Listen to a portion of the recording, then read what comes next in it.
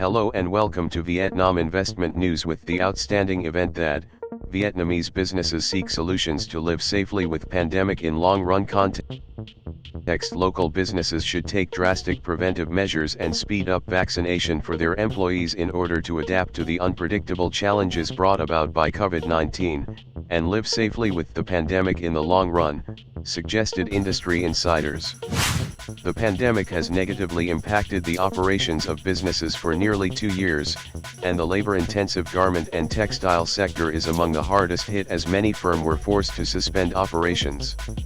In addition, the 3 on-site model, which involves on-site production, dining, rest, plus paying costs for COVID-19 testing, has shouldered the burden of businesses. To weather the crisis, businesses have no choice but to seek to adapt and live safely with the virus. Garment 10 Corporation, which employs approximately 12,000 workers in localities across the country, is a case in point. All the production lines strictly follow COVID-19 guidelines set out by the Ministry of Health, in which vaccination plays a vital role, said Van Duke Viet, General Director of Garment 10. Meanwhile, health experts suggested that businesses should design a safe and appropriate production model which can adapt to pandemic developments, with a primary focus on setting procedures and strictly supervising COVID-19 prevention measures at the workplace. He also noted that amid the scarce source supply of vaccines globally, the domestic vaccine strategy remains a crucial solution.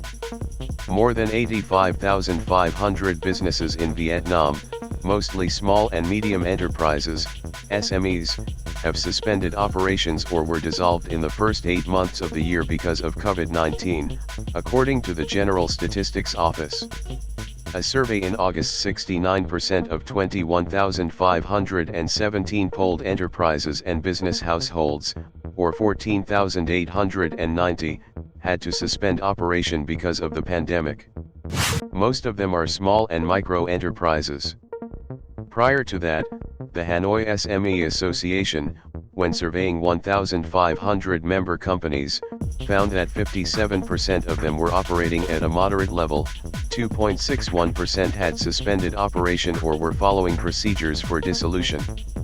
Only 1.41% of businesses reported good operation during the pandemic. To Huy Nam, Deputy Chair of the Vietnam SME Association, said the revenue of many SMEs dropped by more than 50% during the fourth wave. Capital is linked to the lifeblood of enterprises. Most SMEs are suffering from capital shortage, or anemia. More than 40% of businesses said they only have money to maintain production for less than 1 month in the Board 4 survey. Business households are the most vulnerable, with 45% of them having enough money to maintain business for less than 1 month. The figure was 39.5% for limited and joint stock companies.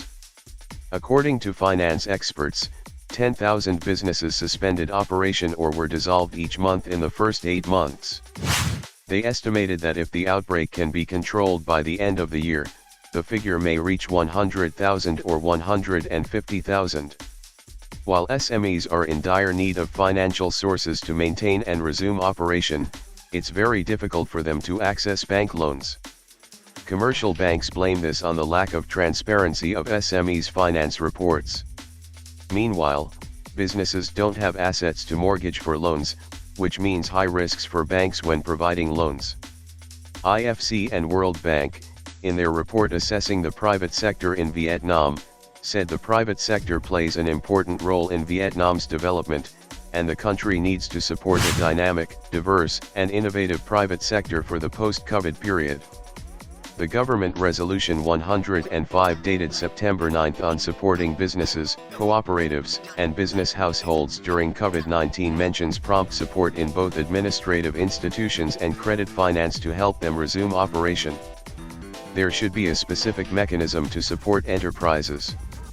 First, they need preferential loans for 2 to 5 years, VND 100 trillion for HCM city and VND 300 trillion for the whole country.